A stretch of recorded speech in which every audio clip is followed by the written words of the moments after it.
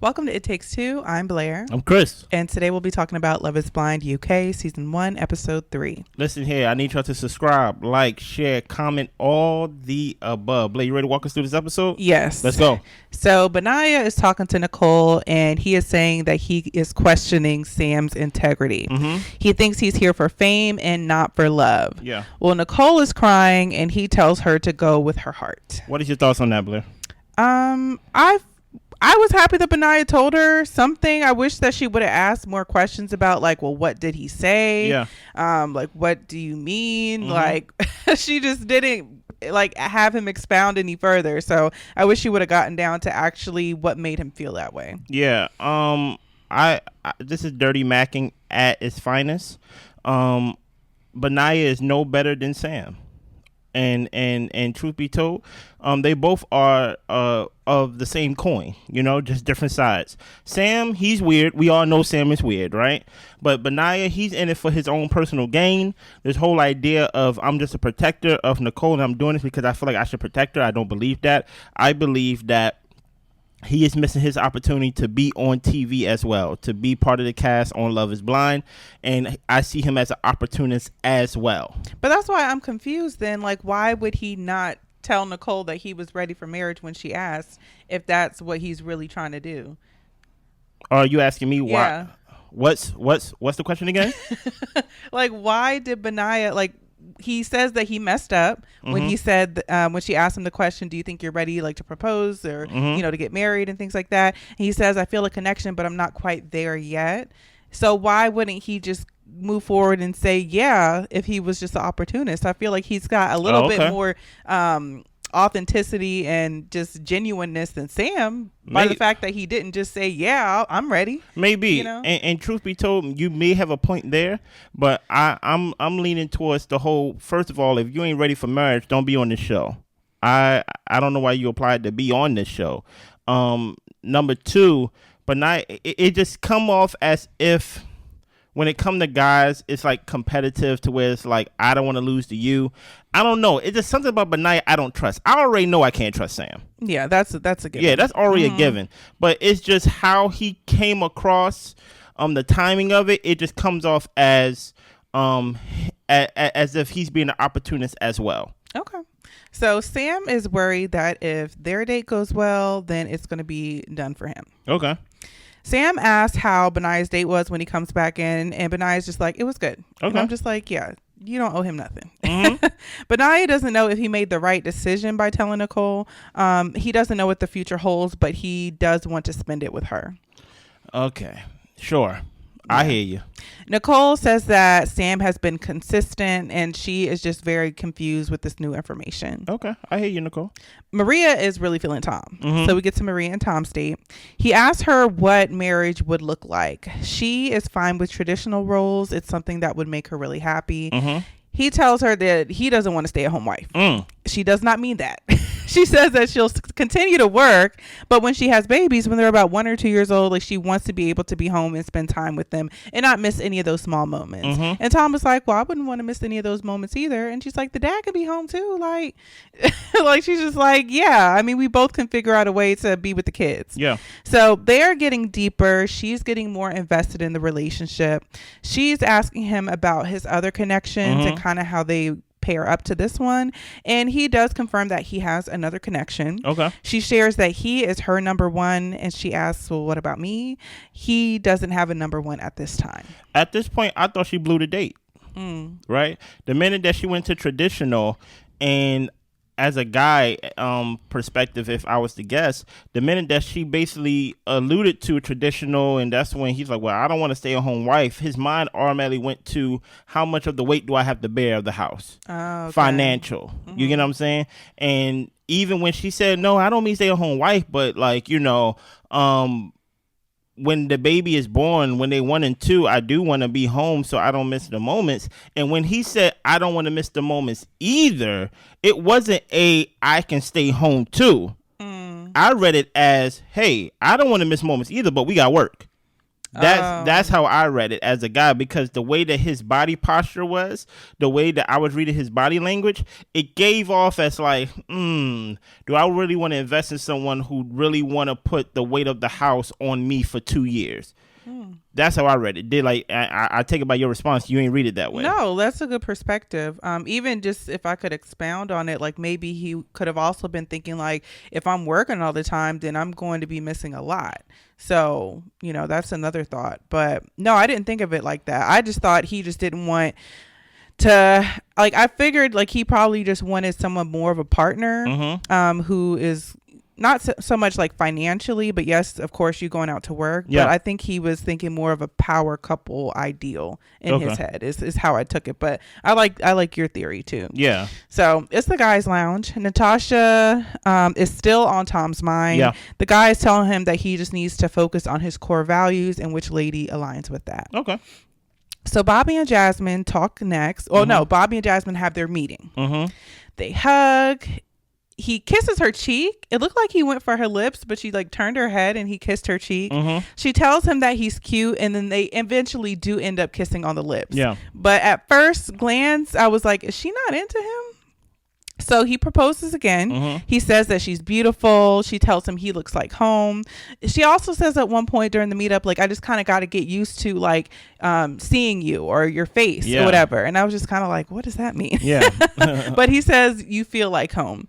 When they both go away, they both are saying they're attracted to each other. Everything's on the up and up. But I was a little confused by Jasmine's response to him. I couldn't quite tell if she was really into him or not. So yeah, I don't know either, but I'm gonna gather as much as I can to come up with a better analysis for them. They are kind of hard to read at the moment. Right. You know what I'm saying?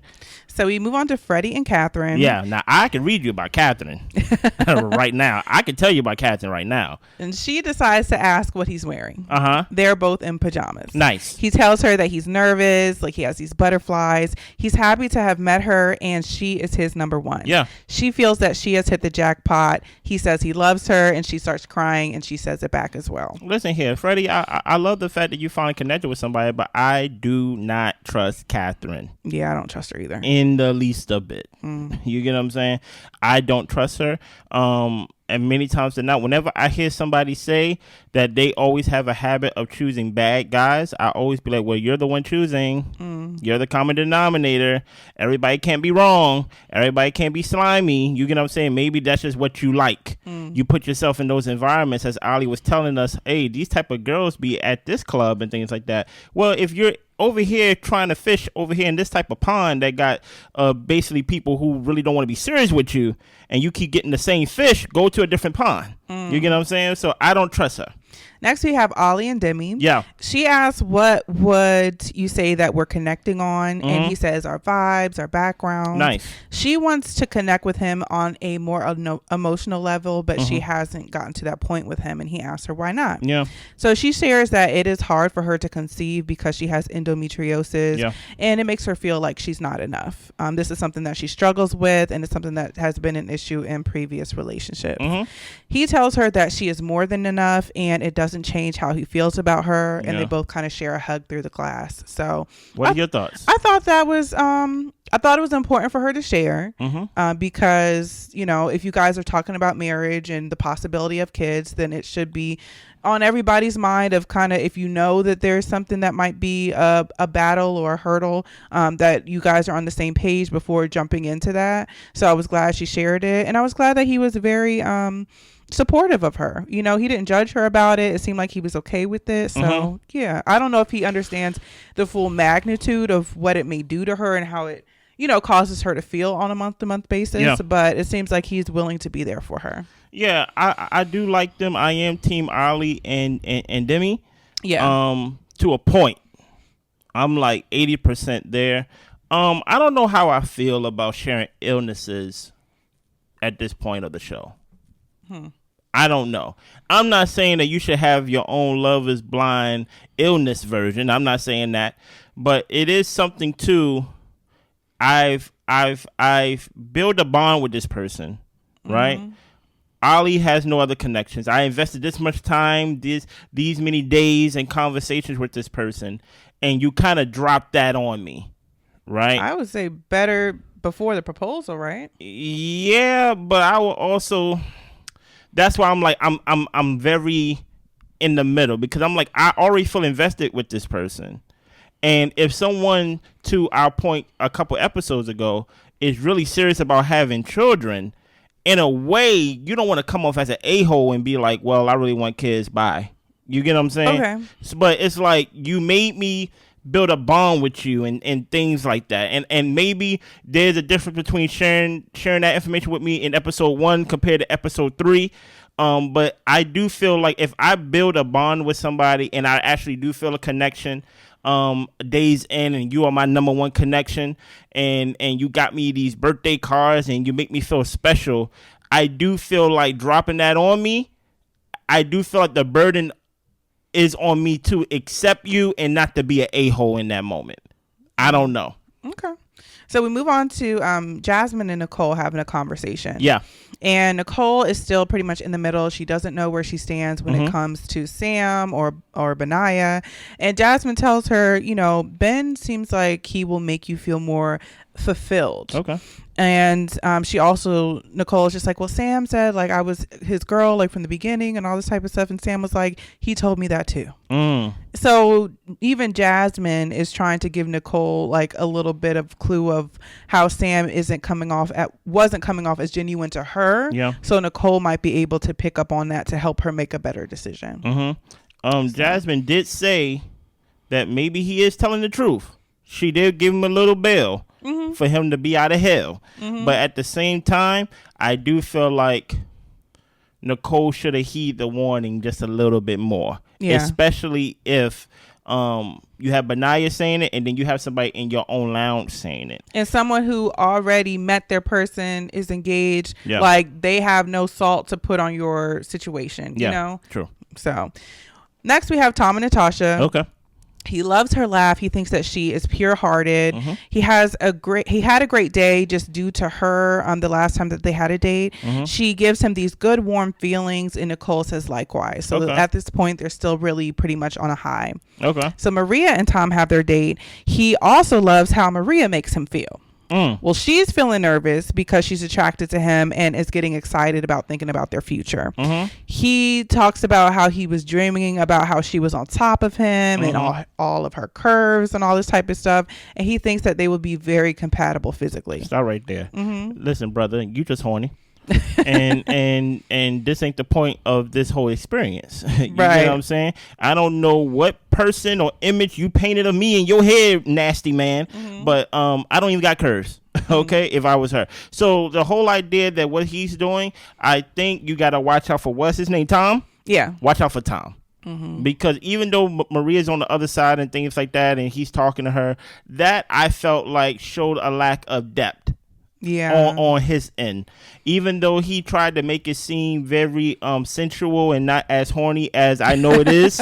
Right, he basically was laying in bed one night and he basically just thinking about her and things like that, and her on top of him and things of that nature. So but he tried to make it sound more than what it was, and to him he was just full of lust in that moment, and it showed me a lack of depth for him. Yeah, especially with her sharing that she was excited about their future and is growing in attraction and all this type of stuff. You would think that he would have reassured her with something about like, you're amazing, like I feel the connection, but he's talking about her body. Yeah. Her body on his body. Her imaginary body, who he haven't even seen. Right. He is saying that he hasn't really had these deep conversations with Natasha yet, and he doesn't quite know what his feelings for Natasha mean. Like they could just mean friendship. Okay, that's fair. So Freddy and Catherine. Okay. He reads her a letter about their strong connection. He says, I love you. He proposes and she says yes. Okay. Nice. So Benaiah is ready. He wants to propose to Nicole. Sam is telling us that he is going to fight for this. To me, he's fighting for his spot on the show. I think Benaiah, but I think Benaiah doing the same thing. I don't see it quite the same way. I know we talked about this off the camera and things of that nature, but I do not view Benaiah any more. What's the word? genuine. I don't view him any more genuine than Sam. Sam just is more obvious and in your face. But Benaiah, I do not view him. I view him as the opportunist as well, especially on how he shared that information with Nicole. I'll put it like this. Help me. Both of them are bad options. Yes. If you are going to date somebody, I don't think that either of these guys should be in your top two. Go home. Now, with them being the top two for Nicole, I think that Sam is the not the better of the two. Why? Because Sam comes across very needy. He comes across very just insecure. Yes. And people with that neediness, insecureness, I think can be dangerous in a way. You don't know how their emotions are going to land. We've seen him throw around wine glasses and things like that. Stop it. He did not throw away his wine glass. He literally just dropped it in the hall. Stop it. And then we saw him laying on the ground talking about how Jasmine didn't want him, but he's got one more connection, so I guess Nicole is it. Yeah, he sounds so dangerous to me. Okay, thank you. So I'm not saying that he's a dangerous man, but I'm just saying that I think he is a little more unhinged than Benaiah seems to be. And guess what? Benaiah go leave you where you are, Nicole. While he's out being homeless and all that stuff, and he say little things. That's why I said they're both not great. And like he picked his words very wisely. He said, "Yeah, I want a home base." Who even speaks of home that way? You get what I'm saying? While he's out hiking and rock climbing and out with friends and things of that nature, you go be home alone. Well, only thing you gotta do is just tell Sam that you love him every night and every morning, as he gonna say. Okay. Well, I asked you this before, but I want to ask you this now. Okay. So who should she have chosen? Sam. And why? Because that's who she wanted to choose. Okay. Well, I feel like with the 2 warnings she got, Sam should not have been her choice. Yeah, but my thing is, she wouldn't have got that warning. She wouldn't have got that warning from Jasmine if Benaiah wasn't dirty macking. But I think that Jasmine gave her some good intel. There's a reason Jasmine didn't pick Sam either. Listen here, everybody lying. Catherine said that she dumped Ollie. Oh, okay. So all right. So now we're changing the thing here. Mm-hmm. Okay, take me there. So anyway, Nicole has to choose who she wants to talk to. Yeah. So she chooses to speak to Sam first. Yeah. She asks him if he's here for love and marriage. She's very tearful. She just wants to get the truth. She asks him, "Are you really here for the right reasons?" Y'all, what's he gonna say? Of course he's gonna say yes. Yeah, he ain't gonna say no. So he says yes. He says, "You just have to trust me." He knows that it's meant to be, and he is going to fight for this. She starts crying. She loves how she was able to open up to him, and she loves him. Sam says, "No one has ever loved me." That's crazy to say. He needs someone to love him. That sounds crazy. So why would you choose this guy? Oh my gosh. What you mean? like at least I want the person who's not talking crazy to me. Okay? How do at the very least. How do I supposed to know he's going to say that after I said what I said? Okay. So what? So okay, I say something and then the crazy person say something crazy and then that's when I said, "Okay, I take back what I said." She feels what she feels, Blair. But I'm saying I want you to not want Sam to be her choice. Okay. Thank you. But that's all right. So she reassures him that he is accepted and loved. He proposes. She says yes. Now, the thing that was crazy about this, that he basically gave her a list of to-dos after he proposed to her. He said, "Make sure you kiss me every morning, every night." That's kind of wild to say, right? Because even though people do that, right, it just seems kind of, what's the word, heavy responsibility to say out loud, because it kind of leaves me with a or what. Exactly. You get what I'm saying? Like it's more like or what. No, it's not. No, it's not. More devious than that. No, it's not. I think he is the type. It's kind of wild to say on episode 3. I see him hurting himself more than hurting somebody else before in that matter. To me, right? I don't know. He's a wild card. Right. Yeah. And to me, like, my day is not, what's the word? My day is not on the line if Blair kissed me in the morning or not. You get what I'm saying? It just feels like if you don't kiss him in the morning and in the night as he requested, he's going to unravel. And he's going to unravel, not to be the next Netflix original series killer, as Blair over here trying to sell him. But I just think it's just too much to manage, too high maintenance for like a guy that looks average. He's not like a great looking guy. He's not even that much of a good looking guy. Let him tell it. You know what I mean? You're right. You're right. Let him tell it. He like, you know what? Sometimes I'll be at the bar and somebody think I want one night stands because I got no shirt on. I'll be like, okay, sure. Who are these broads, man?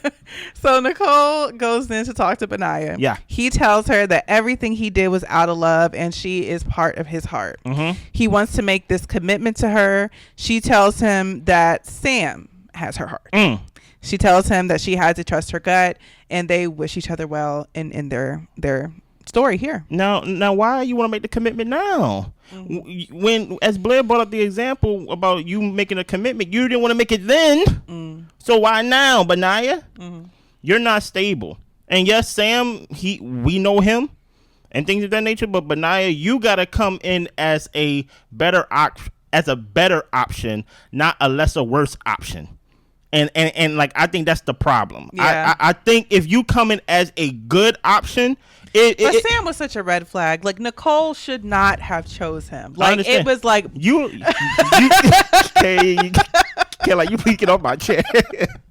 Okay, like, I understand. I just feel like I have to belabor the point, so you change your mind. I understand, but Kay, you get off my chair. Okay, thank you. I appreciate it. I'm about to say, okay, Dad. Okay, look, all I'm saying is, yes. Right, let me get myself together. All I'm saying is, if Benaiah was a good option, then I think it would be hands down Benaiah. But because he's to us a lesser worse option, you should choose the lesser. It's kind of it makes it blurry. Oh, okay. It makes it blurry. It's like, okay, it's kind of like, do I choose a worse option or like a bad option? Compared, do I choose a worse option or a great option? People could be like, I'm kind of confused. So she's confused. Okay, let her be confused. All right, we're gonna let her be confused. Thank you. Get off my chair. So Sam is telling how he proposed while Benaiah is sad. This is going on in the guy's room. One half the room over here, one half the room over there. You're right. Benaiah thinks that Nicole is making a mistake. So next we see Catherine and Freddy. They're meeting. Yeah. She looks like she's about to cry. And it was kind of funny and kind of weird because her cry face is just so odd. You think so? Yeah. It was like, what is going on? I don't even know if it's like authentic half the time, but they're both kind of like awkward laughing, but they're happy. They kiss. She tells him he is so good looking. He thinks she's beautiful. He proposes and she says yes again. Watch them, guys. Keep your eyes on Catherine, y'all. I'm telling y'all.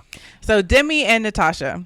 Natasha feels comfortable and safe with Tom. She sees a future with him, and she's just kind of sharing all this with her.